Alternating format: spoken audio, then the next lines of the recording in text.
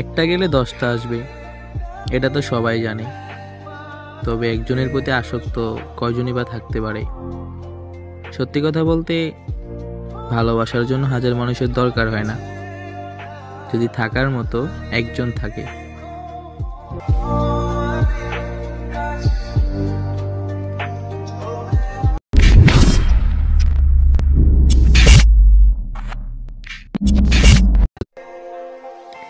একটা গেলে 10টা আসবে, এটা তো সবাই জানে।